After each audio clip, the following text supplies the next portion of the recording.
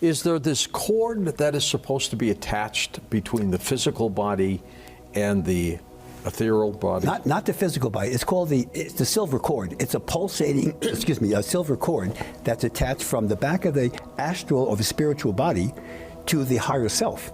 That's why it's pulsating. You're getting energy from your higher self. Now, in a regular out-of-body experience, most people don't see it because it's behind them. Right. You have to kind of spin around to do that, or see somebody else's silver cord. And it'll stretch indefinitely, right? Yes, but here's the difference. When a person clinically crosses into spirit or clinically dies, that cord is severed. It's severed. So if you see a severed cord... Like an umbilical cord in birth. Exactly, except it's death rather than birth, okay? Yeah. So if it's severed, you ain't coming back, is what the point is on that one. But out-of-body experiences are not dangerous. They're perfectly natural. Can it be severed by mistake? No. There's a reason for it. It's not like somebody has a sword swishing around there and doing that. It's going to clip you. You choose your moment of death, and the death is actually well planned. So you're not going to accidentally go out of the body and sever the silver cord. That has never been recorded. And I've done over 3,000 times, and I've seen my own silver cord too. And what have you seen when you've done your OBEs? Well, I go into the fifth dimension. I go to various dimensions. I've described. Can we spend a few seconds talking about the dimensions? Absolutely. Okay. Yeah. You have the astral plane. Every dimension has a different sound. The astral plane is characterized by the roar of the sea, like a seashell to your ear.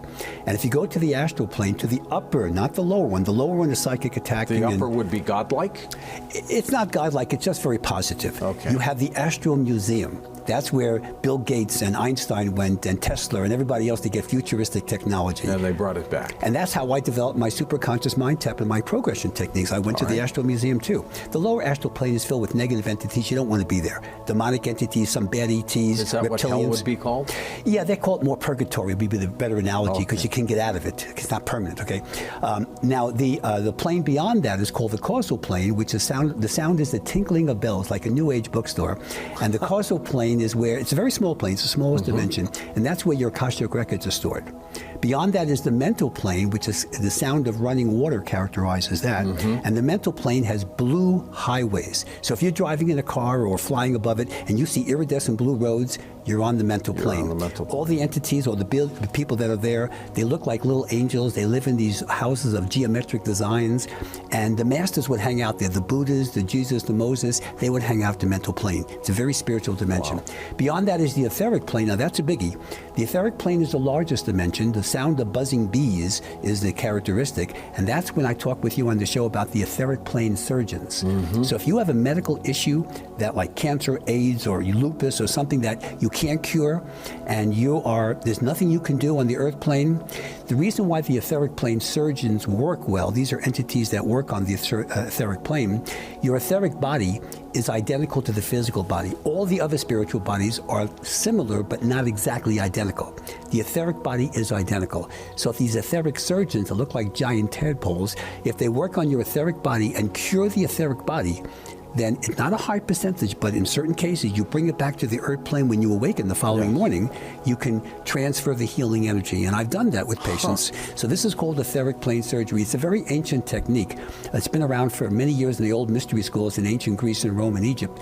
But I've actually westernized it for people to use. It's not a high percentage, but you got nothing to lose. And when it works, it's brilliant. What happens is that you go through the different dimensions. So right now we're on the physical plane. This is characterized, each plane or dimension has a sound characteristic of it. So thunder is the sound of the earth plane. So if you want to practice out-of-body experiences, and I train many of my people to do that, you don't want to do it during a thunderstorm. Why not? Because it's like a salmon swimming upstream. The sound will keep you on the earth plane. Really? It's very difficult. Sound has a lot to do with it. Yes, a lot to do with it. Now, beyond the physical plane is the astral plane, which people have heard of. That's the most common dimension that they've heard of. The roar of the sea, just like putting a seashell next to your ear. That's kind of sound. It has the lower astral plane, which is the source of psychic attack, and then there's the upper astral plane, where you can work with your higher self. So that's the astral plane. Beyond that is the causal plane, which is the tiniest of the dimensions, characterized by the tinkling of bells as the sound, and that's where the Akashic Records are stored. That's like a fifth dimensional computer chip, which stores your past, present, future, and parallel life information. Beyond that is the mental plane, characterized by sound of running water, which is characterized by where the masters would hang out, Moses, Buddha, Jesus, etc. All right. There's like abstract Higher buildings. It's still a part of the karmic cycle, but you have these like angelic entities wearing these white smocks. The roads are actually dark blue in color, so you know how you're on that dimension. Beyond the mental plane is the etheric plane. Now, this is a very important one. It's the largest of all the dimensions. It's characterized by the sound of buzzing bees, and there are these weird entities known as the etheric plane surgeons. They look like giant tadpoles, and what they do is if you have an incurable disease or any major disease, they can operate on your etheric body. Remember, every dimension you go into a spiritual body. Right. So if you go to the astral plane, you're in your astral body. If you go to the etheric plane, you travel in your etheric body. The etheric body is the only spiritual body that's absolutely identical to the physical body. And it's necessary for life, by the way. Okay. So let's say the etheric plane surgeons operate on somebody who has cancer, AIDS, or lupus, or some disease. They cure the etheric body. Then, with techniques I call this etheric plane surgery, I can transfer the techniques, the healing from the etheric body when they return to the physical body. In certain cases, very difficult to do, and then they can cure the physical body because the etheric body was cured on the etheric plane. Now, the etheric plane, the mental, the causal, the astral, and the physical represent those 5 dimensions of the karmic cycle.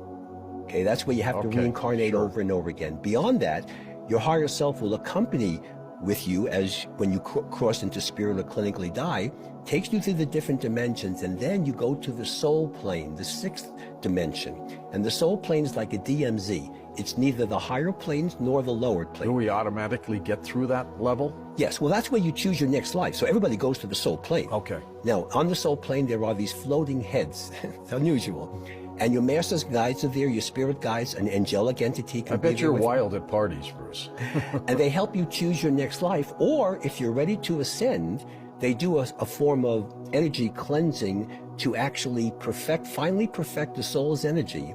Now you shed, remember, you're in the soul plane, you're in your soul plane body, Right. okay? Spiritual body. Right. Now, when you're ready to ascend, you shed that body. So now you're pure energy, no more body of any kind, and you go into the higher planes, and then eventually you wind up with what we call the God energy complex. Some people call it all that is. They call it God. They call it whatever. Heaven or nirvana, where there's no perpetrators, no victim. It's the eternal now. That's the ultimate goal, is to ascend. Once you enter the higher planes, you'll never come back. But what is astral projection?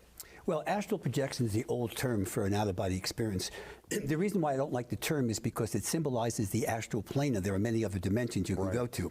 But what you're doing is the soul, which is electromagnetic radiation. It's pure energy, just like a television signal, a computer signal. Your soul occupies your physical body. So at night, especially when you go to sleep at night, you go into the REM cycle of the dream levels. Your soul leaves the body at night, every night, for about 3 hours. Okay, we know that from It's research. healthy for that, right? It's perfectly. It has to recharge its batteries, so to speak. Okay.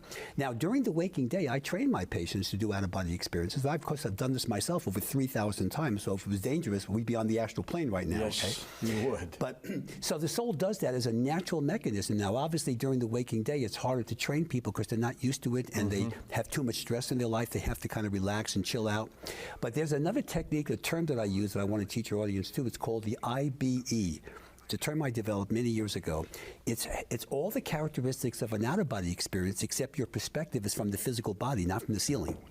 In other words, you're using your astral senses, your fifth dimensional senses. So you can see into the fifth dimension. You could see a ghost, so to speak, or some other entities, but your perspective is still from the physical body. So I call that an IBE. Now, when you're trained to do out-of-body experiences, you'll have the IBE first, and then you'll have the OBE. Like, for example, someone in a chair, they may see their astral hands rising up from the chair, you see? Like a ghost, almost, right? But that's an IBE. Eventually, if you do this correctly and you work correctly, and I train people to do that, of course, then you can shift and actually go onto the ceiling or travel or go anywhere you want to do. Are the angels spirit guides? No, the angels are separate. As I mentioned, they come directly from the God energy complex. So Okay. they're considered to be messengers of God. By the way, all religions show angels. They're always ubiquitously represented. Spirit guides are pretty common too, but you have to separate an angel, which is a perfect energy source, from the spirit guide, which was previously in a human form, and then just simply crossed into spirit, like a Buddha kind of thing. Think of that as a spirit guide. Angels, first of all, because they're from the God energy complex, they can appear in an instant, anytime they want. Sure. Now, on the physical level, if you want to deal with astrophysics, they can go through a wormhole, just like extraterrestrials have come here, going through a wormhole, so they don't have to travel the speed of light for a zillion years to be here. Or they can go through a stargate, if you want to use that term too. So yes, angels can appear here. The problem with the angel concept is that usually angels work with large groups of people. Yes, you can have a guardian angel, but usually it's a spirit guide that is much more frequent and around you statistically. For the individual. For the individual, yes. That's fascinating. Now, let me show you an example of how spirit guides can come back. So here's a patient of mine I worked with years ago. She was a photographer. She was about 30 years old, young, attractive woman. And she goes into a past life living in Utah in 1586 in a Native American group. She is a seer for the tribe. But when she's not being a seer in the physical body, she now becomes Blue Eagle, a spirit guide for the tribe. She speaks through telepathy, communication. Sure. She sees into the future as a seer, and she sees the 21st century with all the pollution and wars and all the problems we have, which of course was very depressing for her. But the point was that she was able to be a seer for her tribe as well as acting as a spirit guide, and her animal spirit was a blue eagle. So this is an example of a past life regression that served many. By the way, the end of the story is that after working with her, she decided to give up her photography business. She went back to school, and now she's an acupuncturist. Doing what she wants to do. Which is a shamanic discipline, energy healing. So you see how the karmic indication of bringing her to me and having her do her thing. Remember, I do 1% of the therapy. Your higher self does 99%. You have to understand something about spirit guides. There's a couple of things to consider. First of all, they're here to assist us. They're not here to control your life. You can ignore them. You can test them. In fact, they encourage you to test them to show you that they're real, because we're going to separate them from lower astrals. I don't think it'd be wise to ignore them, would it be? Well, people do that, okay? Sometimes people don't want to really be helped, they get into that mentality. But spirit guides will give you advice about how to help you. They can arrange opportunities. They're always going to be, emotional experience with them will always be one of love and kindness, okay? All right, so those are spirit guides. Now, let's separate that from lower astral entities, because my practice focuses on healing. When I'm bringing in spirit guides, I'm doing this for the purpose of training the patient to heal themselves. Remember, they do 99% of the work, I do 1%, but the higher self and the spirit guides are involved. So anyway, so now people will say, "Gee, doctor, I contacted this, or I had the spirit guide contact, and I want to share it with you." Now they tell me the story, so I want to separate. If you're dealing with a lower astral entity, they can read your mind, so they know everything about you. They can try to scam you, but this is what they can't do. They can't create feelings of unconditional love. All they can create is feelings of anxiety. And plus, they do a lot of things that a spirit guide would never do. They're very foul language towards God. They try to manipulate spirit guides you. Are? No, it's lower astrals. I'm talking about lower astrals. Okay. I'm trying to separate. So when people get what they think is a guide, but it's really a lower astral, to keep away from them. Right. They also try to control you. You'll have bad luck. You'll have nightmares. You'll have all kinds of problems. Sometimes red glittery appearance in the eyes shows you it's a lower astral, either you or somebody close to you. So everything is based on negativity and bad luck, whereas the spirit guide is the opposite. You're going to have good luck, good fortune. You can meet a soulmate. You can your business will expand. Your relationship with your family will improve. So you want to separate the spirit guide from the lower astral. If you're dealing with the lower astral, spirit guides all around you. Right. With the lower astral, you can just say, "Bug off, get away from me," and they will leave. Because if they fail with you, they get beaten up on the lower astral plane. So there's no incentive to deal with people that are spiritually So they move involved. on to the next person. Right. There's 7.4 billion people on this planet. There's plenty of people to choose from. The point is, you want to always be psychically protected. When I work with my patients, train them to connect with their higher self, I'm obviously doing protection techniques, higher chakras link, and other techniques to help them to deal with only spirit guides and positive entities when they're not with me. You see, so we're using the spirit guides as a form of healer and an adjunct to their higher self. This woman, I call her Eileen. She was in the hospital for pancreatic cancer. Now, pancreatic cancer... That's the worst. No, actually, lung cancer is number 1, colon cancer is number 2, pancreatic's number 3. It's not good. It's a high mortality rate, trust me, okay? That's what killed Patrick Swayze. She's in the hospital, and they're telling her, "Look, there's nothing we can do. Okay, we're just going to wrap things up, go on a round-the-world cruise, get away from your family. Enjoy your life for whatever days you have." So she's getting ready to leave. Meanwhile, a young resident comes in. He's about 32, 33 years old, tall guy, piercing blue eyes. Dr. Hendricks is his label on his jacket, on his medical jacket. He says, ma'am, I have to do a quick test here for you before you leave. And she goes, well, I wasn't informed of that. And he says, this won't take much time. He goes into his pocket, pulls out a pen flashlight, shines a blue-green laser beam on her pancreas issue on her stomach or her area on her abdomen. And then he puts the pen away and she goes, what is this? He just looks at her and smiles. And he says, and he leaves. So now she goes home. The oncologist calls her up and says, ma'am, we have a problem here. You have to come back to the hospital. The lab test that we did on you show no cancer. There's obviously a mistake, so I have to run the test again. We got to test you. She goes back, runs the test, no cancer.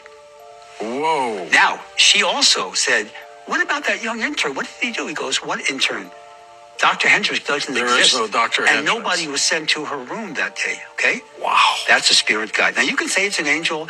We don't really know, but that was 20 years ago. She's still alive, by the way, okay? Is it God that does this? Yeah, indirectly, it's actually the higher self. You have to understand, the higher self is a remnant of the God energy complex, almost like an angel. It's the perfect part of our soul. So when we eventually ascend, you're going to merge with your higher self and become one. And now you're perfect energy, which gives you the option of staying here as a spirit guide like a Buddha, or going back to the higher planes or rejoining the God energy complex from whence we came originally. When you get over there, they show you your past life. They show you everything you did. And a lot of it you're not going to be very happy with. But another thing about it, they show it to you from the other person's viewpoint. That's hard, because then you'll say, I didn't know I hurt them like that. I didn't know what I said hurt them that bad. I didn't know it affected them that way. You suddenly see it from the other person's viewpoint. This is where karma really comes in. When you're in the middle of it, you don't realize it. You think going through your life, and you don't realize you're actually hurting people. But over there, you see it from the other person's side. There's no God sitting on a throne who's going to judge you and punish you. You look at your past life, you judge yourself. There's no harsher judge than you yourself. You see it and you think, that wasn't right, I've got to pay that back. And you design the way it's going to happen. You say, okay, I've got to go back, I've got to meet this person again, and you talk to them, you say, let's work it out this way. We didn't do such a good job, did we? This time you be the husband, I'll be the wife. We'll reverse roles around. It happens all the time. So, you come back with a little plan, that this is what I'm going to do. I want to get it over with. Because karma, what goes around comes around. There's no escaping it. If it doesn't happen in this life, a lot of it is happening now because we want to get it over with. But if it doesn't, it'll happen in the next life or maybe 100 years from now. But you're never going to get out of what you have done. And there's also good karma. But you make these decisions. This is what I want to pay back with this person. What's happening now, we are getting so bogged down into this, we're not paying it back. We just keep coming back again and again and again, making the same mistakes over and over again. When people die, clinically crossed into spirit, you always choose the moment of death. So let me tell you something. Before you're born, this is important. It relates to ascension. You're on the soul plane, but now you got a karmic cycle. So now you're going to choose your next life. And you got your masters and guides there, and your higher self is with you.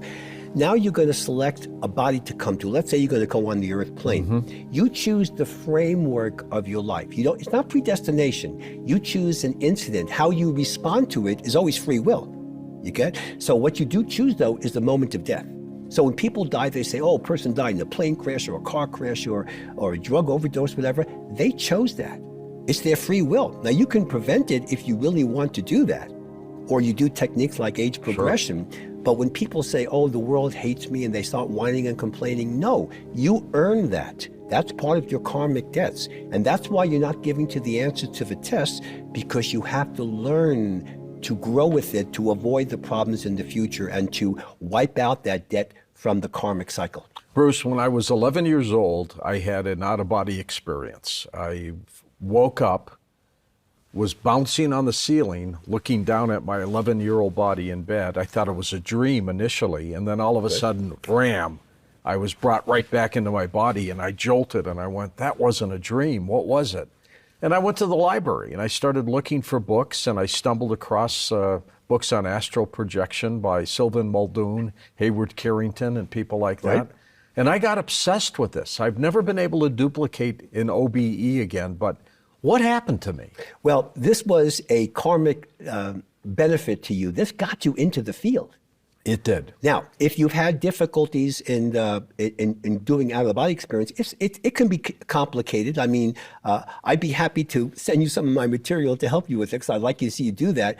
But the key issue here is that in your life, maybe you would have gone to dental school and become a dentist if it wasn't for that. Maybe. That got you into the paranormal, the metaphysical mentality. That was the key issue here of that. Most importantly, there literature research that you read about, that was back in the 1920s and 30s, the old days of, they used to call them, astral projection, then OOBE and then OBE, all the changes, okay? But that was the key issue to get you into the field, which would lead to you doing what you do now. I'm going to have you do a little past life regression with me. Okay? Do what you do. Okay? Just close your eyes. Just sit back and just focus on my voice. I'm going to count backwards from 10 to 1. And what I want you to do is I want you to access into your own Akashic Records, and I want you to perceive a past life that will give you an insight as to your karmic purpose in your current life as George. 10, 9, relaxing, letting each and every muscle in your body get so completely relaxed. 8, 7, 6, accessing the higher self. 5. Now, perceive yourself opening up a door and moving into the environment of a past life, surrounded by white light, always protective. 4.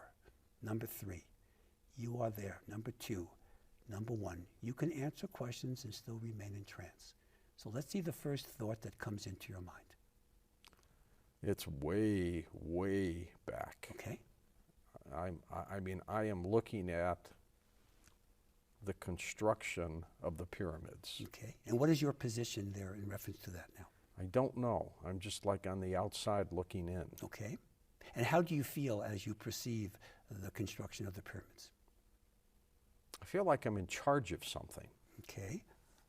Would you say that you're male or female? Male. Okay. Would you have an idea about how old you are? 28 to 45. Okay. And could you perceive the actual mechanisms of how the pyramid is being constructed? There are craft, like spaceships. Okay. By them. Mm-hmm. And I can see the blocks being raised into place. So the spaceships themselves, they are the ones raising the blocks? Yes. So would you say this is an anti-gravity approach?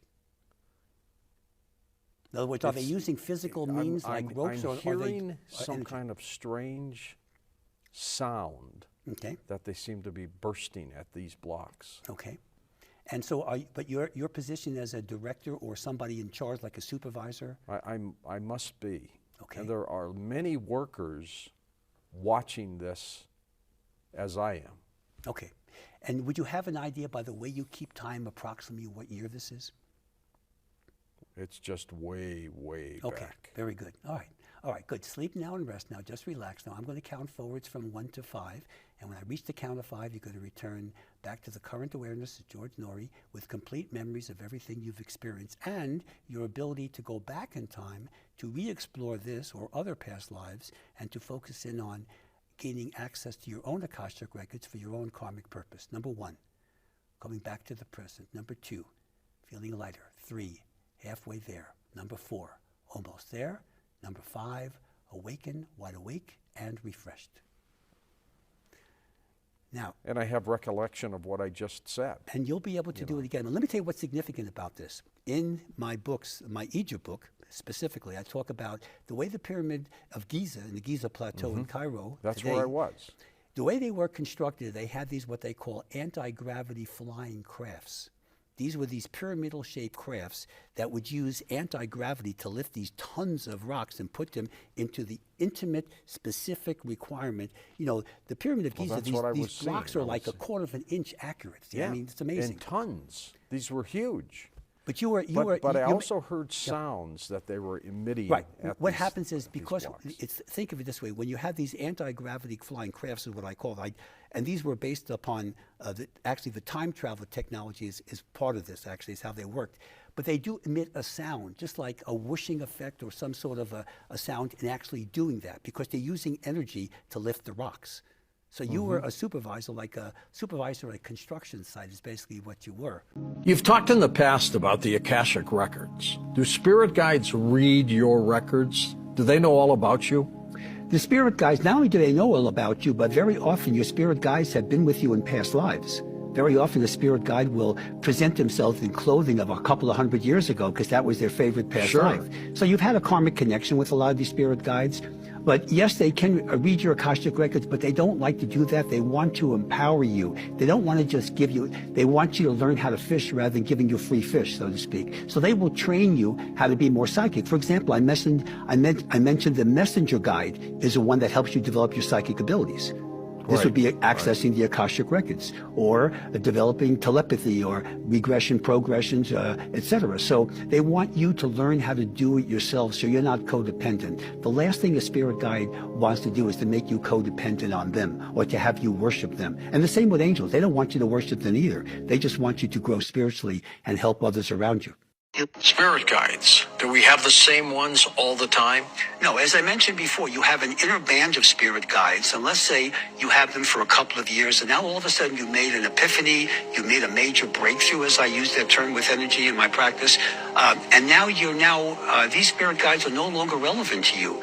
So now you move up to the next level, just like going from high school to college to graduate school, you see? So you get a different band of spirit guides, all dispatched and negotiated by your higher self. Your higher self was who brings you the guides to you. Now, what I do is I train patients to go to what I call a sanctuary. This is like a conference room in the fifth dimension on the upper astral plane. You meet with your higher self. The higher self evaluates you and says, okay, you need an abundance guide or a relationship guide or a chemist guide. And then it brings in the various spirit guides. And I help the patient to do that, you see, which of course deals with the healing of whatever issues they have that they approach me with in the first place. So it all is based upon using the spirit guides as an adjunct to the higher self to help you to be all you can be and to raise the frequency, vibrational rate of your soul's energy.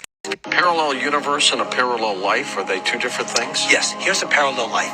The soul that you have right now can occupy more than one body at one time. So years ago, I worked with a gentleman. He was a salesman from Baltimore, and he used to go to Cleveland, Ohio on his sales routines, but he never went north of that. So when I did an experience, he wanted to go into a past life regression. I assumed that what I was doing. He winds up, he's in Cincinnati, Ohio, okay, and he's a woman, okay, right? And he says, "What's going on?" Current same time frame, right? Sure. So I said, "Look, you got the woman's name and number. Look her up, okay?" So when he went to Ohio for his next trip, he looks her up. He talks her into meeting For real? He met her for coffee, and he said it was the weirdest experience in his life. Was he looking at himself? Because they both had the exact same personality. Now, this is a different sex, a different genetic code. Right. That's called a parallel self. A parallel life is when, like Tanya, when she went into the parallel life to precede the 1968 routine, or you in experiencing this future in the 22nd and 23rd century when you saw the catastrophe, or me going into this parallel universe where my movie airs, where it didn't in the universe I left. Interesting. That's a parallel life rather than a parallel self. So that's the difference.